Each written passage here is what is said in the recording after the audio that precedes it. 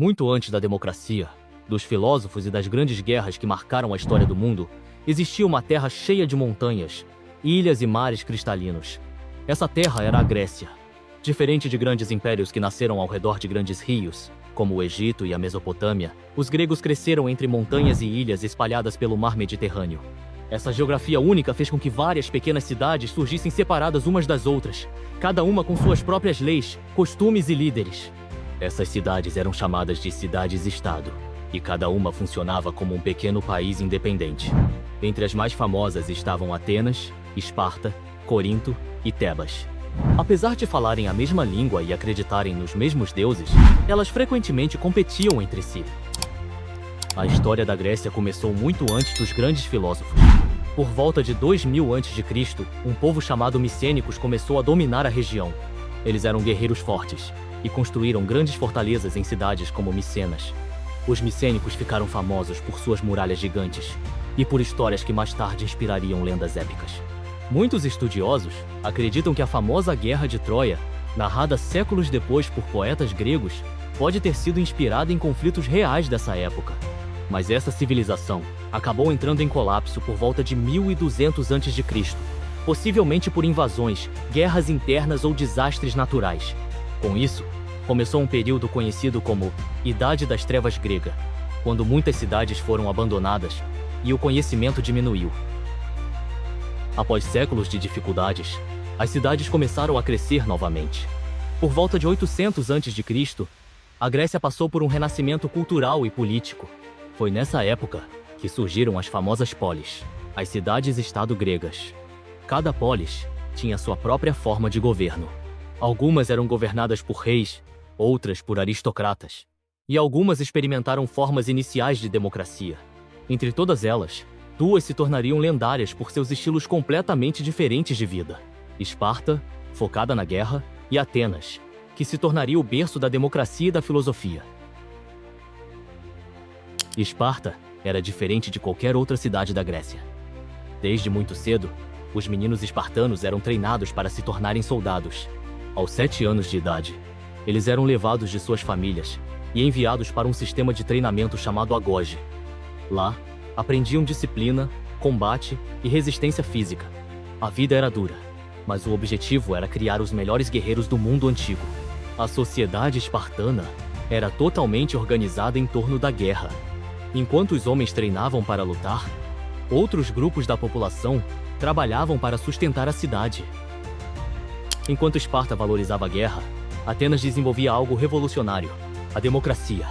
Por volta do século V a.C., cidadãos atenienses podiam participar diretamente das decisões políticas da cidade. Eles se reuniam em grandes assembleias para votar leis e discutir o futuro da polis. Claro, essa democracia ainda era limitada. Mulheres, estrangeiros e escravos não podiam participar.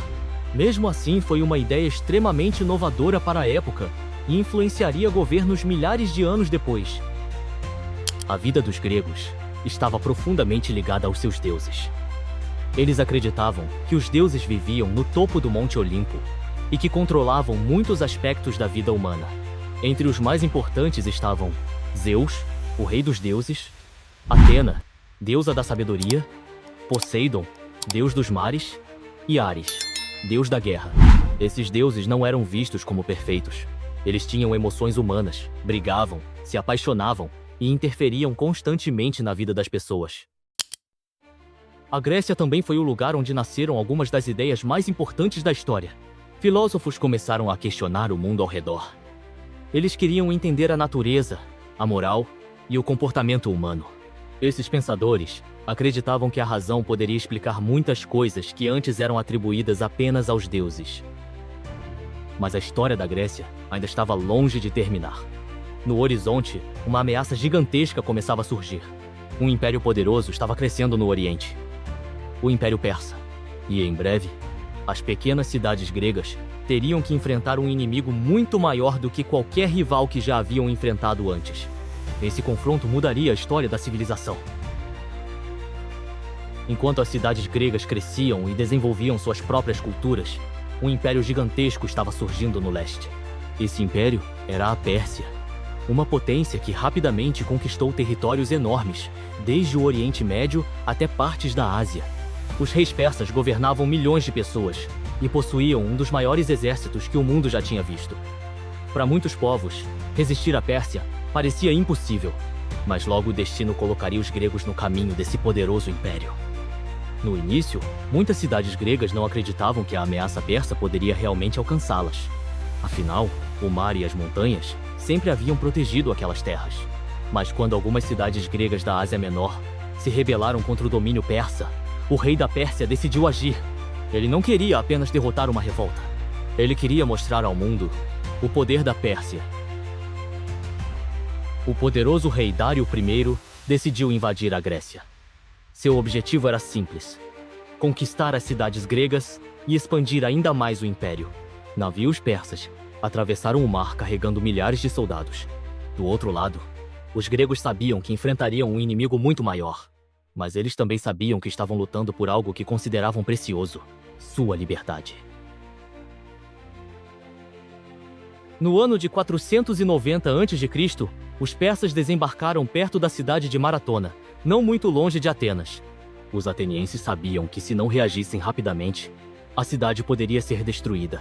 Mesmo em menor número, os soldados gregos decidiram enfrentar o poderoso exército persa. E foi ali que aconteceu uma das batalhas mais impressionantes da história. Contra todas as expectativas, os gregos venceram. Usando táticas inteligentes e lutando com enorme coragem, os soldados de Atenas conseguiram derrotar um exército muito maior. A vitória em Maratona se tornou um símbolo de resistência. Ela mostrou que mesmo pequenos povos poderiam desafiar grandes impérios. Mas a história ainda não havia terminado. O rei persa jurou vingança. Anos depois, seu filho Xerxes decidiu completar a missão do pai. Ele reuniu um dos maiores exércitos já vistos na história antiga. A próxima invasão da Grécia seria muito maior e muito mais perigosa. Quando os persas avançaram novamente em direção à Grécia, várias cidades decidiram se unir para resistir. Entre elas estava Esparta, famosa por seus guerreiros. O rei espartano Leônidas liderou um pequeno exército para defender um estreito passo nas montanhas chamado Termópilas. Ali, apenas alguns milhares de gregos enfrentariam um exército gigantesco. Durante dias, os guerreiros gregos bloquearam o avanço persa. O terreno estreito impedia que o enorme exército persa usasse sua vantagem numérica. Os espartanos lutaram com uma disciplina e coragem que entrariam para a história. Mas, eventualmente, os persas descobriram um caminho secreto pelas montanhas.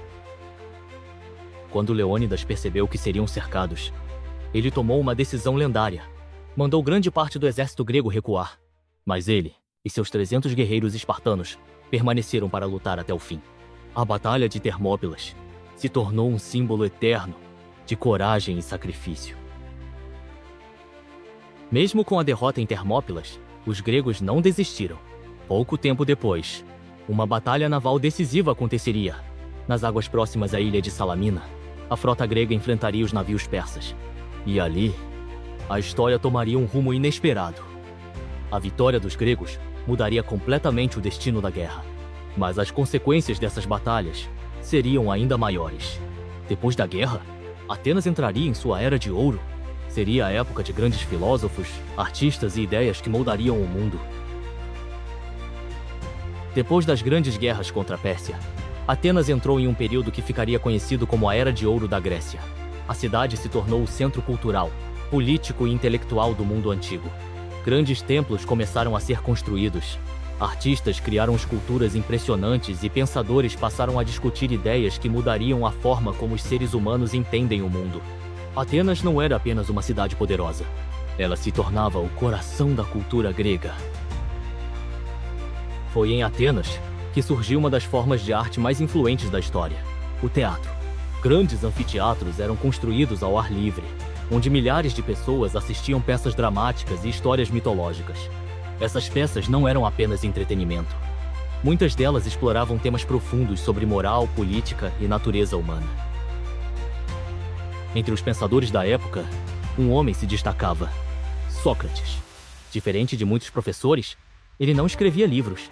Em vez disso, caminhava pelas ruas de Atenas fazendo perguntas às pessoas. Ele acreditava que a verdadeira sabedoria vinha de questionar tudo.